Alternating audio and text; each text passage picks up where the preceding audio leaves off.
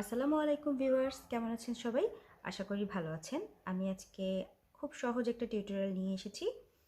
স্ক্রিনে যেই ফুলের মতো মোটিফটি দেখতে পাচ্ছেন, এগুলো ছোট ছোট হেক্সাগন পাশাপাশি রেখে এই মোটিফটা দাঁড় করানো হয়েছে।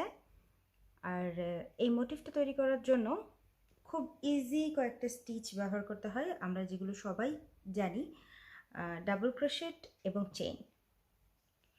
এই হেক্সাগনটা দিয়ে আমরা কোস্টার বানাতে পারি। এটা যদি আরেকটু বড় সাইজ বা এটুকুও রাখতে চান, তাহলে এটার উপরে কাপ রেখে আমরা কোস্টার বানাতে পারি এটাকে।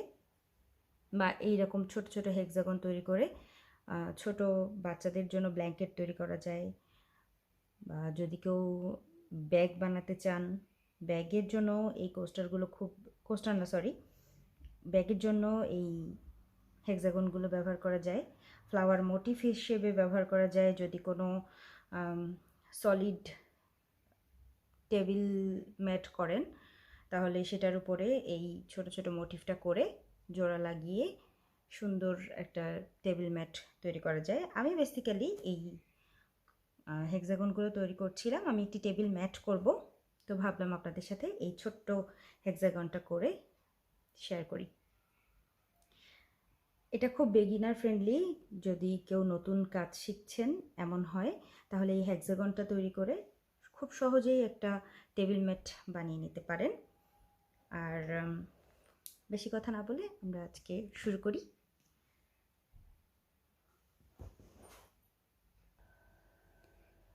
এই হেক্সাগনটি তৈরি করার জন্য আমি নিয়েছি ইয়ার্ন আর্টের ইকো কটন ইয়ার্ন আর 3 mm সাইজের হুক। প্রথমে আমি একটি ম্যাজিক সার্কেল করে নিব।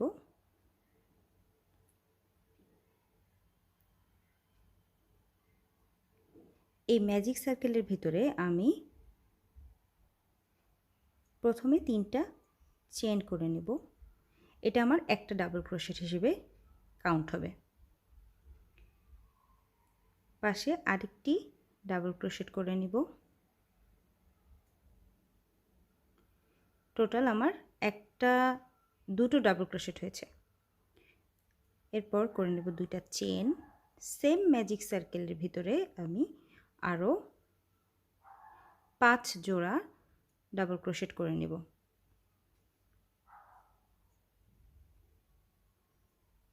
দুইটা ডাবল ক্রোশেট, আবার দুটো চেন,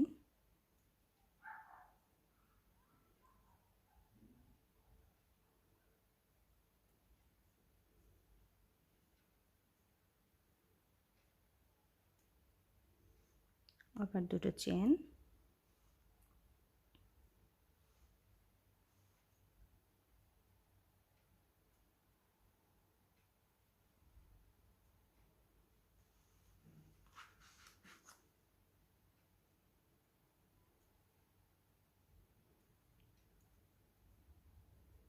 দুইটা ডাবল ক্রোশেট,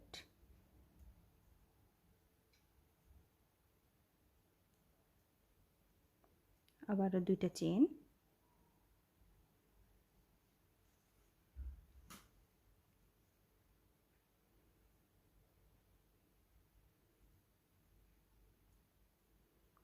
দুইটা ডাবল ক্রোশেট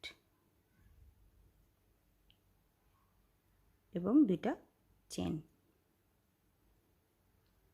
এই ম্যাজিক সার্কেলের ভিতরে আমার মোট 6 জোড়া ডাবল ক্রোশেট হয়েছে। 1 2 3 4 5 6। এখন এই ম্যাজিক সার্কেলের যেই এক্সট্রা স্ট্রিংটা আছে ওটা আমি টেনে সার্কেলটাকে ক্লোজ করে দেব। এবং প্রথমে আমি যেই 3টা চেন করেছিলাম, সেই 3টা চেনের একদম প্রথমটাতে স্লিপ স্টিচ দিয়ে জয়েন করে নিব।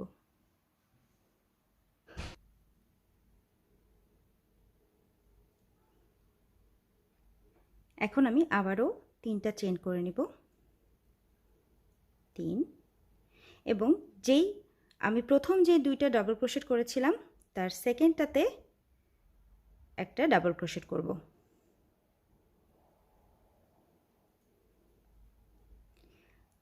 চেনের যেই একটা গ্যাপ ছিল আমার, সেই 2 চেনের গ্যাপে আমি একটা ডাবল ক্রোশেট, 2টা চেন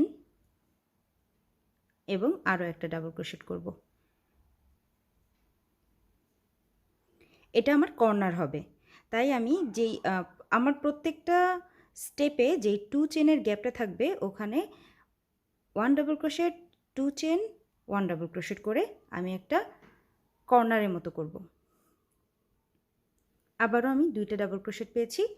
এখন এই ডাবল ক্রোশেট দুটায় প্রত্যেকটাতে একটা করে ডাবল ক্রোশেট করে নেব। 1 2।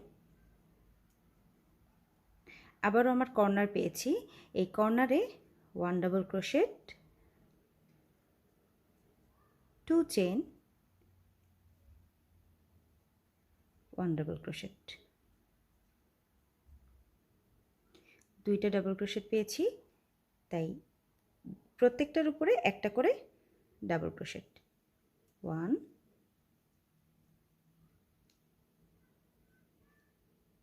2।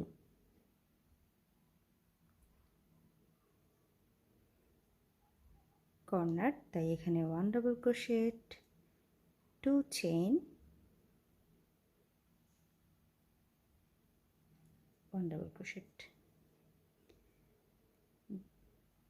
2টা স্টিচের উপরে 2টা ডাবল ক্রোশেট, আবারও কর্নার, তাই এখানে 1 double crochet, 2 chain, 1 double crochet.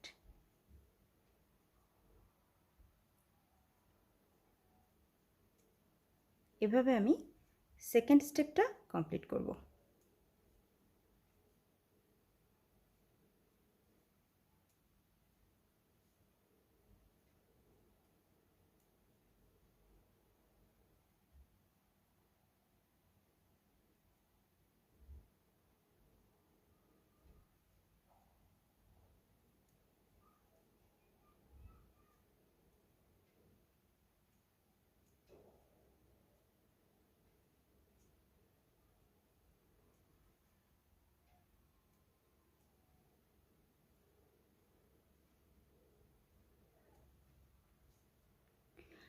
এখন জয়েনিংয়ের পালা। জয়েনিংয়ের জন্য আমি ফ্রন্ট আর ব্যাক যে লুপটা, এই যে একটা ডাবল ক্রোশেট উপরে আমি এই যে 2টা লুপ, এই 2টার ভিতর দিয়েই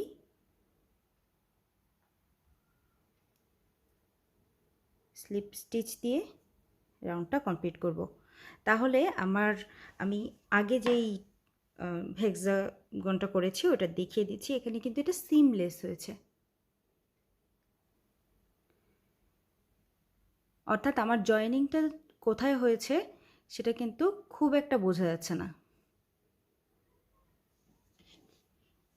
আমরা যদি এভাবে জয়েন করি, অর্থাৎ 2টা লুপের ভিতর দিয়ে স্লিপ নট দিয়ে তারপরে রাউন্ডটা জয়েন করি, তাহলে আমার এই হেক্সাগনটা একদম সিমলেস হবে। এখন আমার থার্ড রাউন্ড শুরু হবে।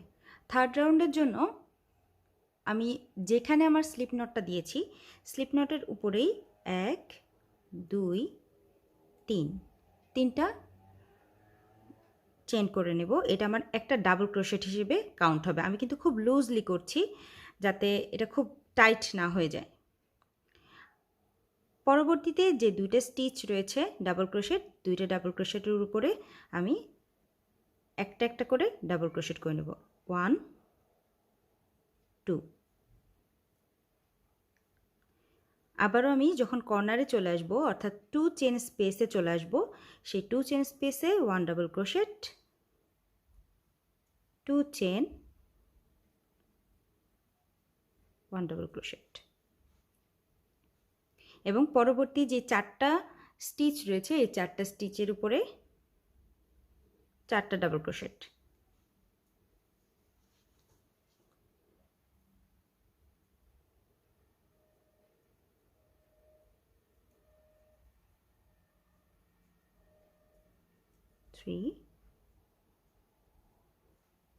4 কর্নার চলে এসেছে, তাই কর্নারের এখানে 1 double crochet, 2 chain, 1 double crochet.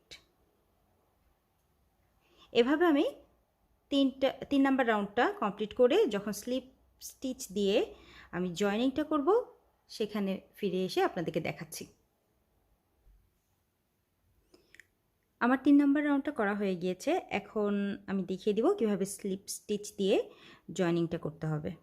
আমি যেখানে 3টা চেইন করে একটা ডাবল ক্রোশেট হিসেবে কাউন্ট করেছিলাম, তার উপরে যে 2টা লুপ রয়েছে সেই 2টা লুপে একসাথে আমি হুকটাকে ঢুকিয়ে ইয়ার্নটাকে টেনে নিয়ে আসব এভাবে। এবং যেখানে আমি স্লিপ স্টিচটা দিয়েছি সেখানে আমি আবারও 3টা ডাবল ক্রোশেট করে নেব এবং এভাবেই আমার 4th রাউন্ডটা আবারও কমপ্লিট করব।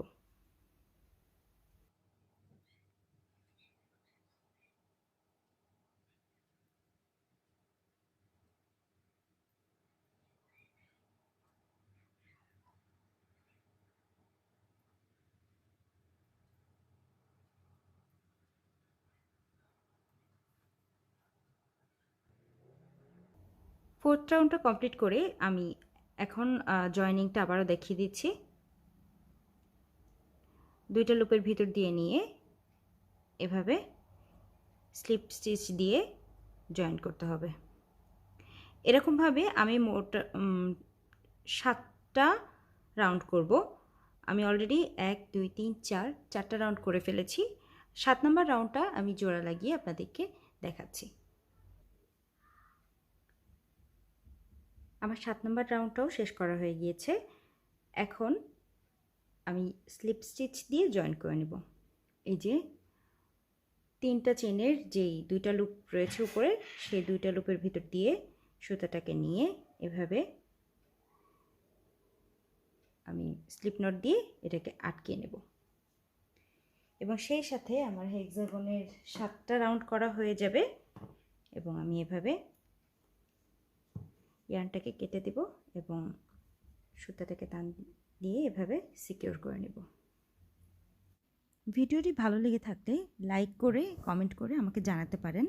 আর আমার চ্যানেলে সবগুলো ভিডিও নোটিফিকেশন পেতে সাবস্ক্রাইব বাটনে ক্লিক করে আমার পাশে থাকবেন। দেখা হচ্ছে পরের ভিডিওতে।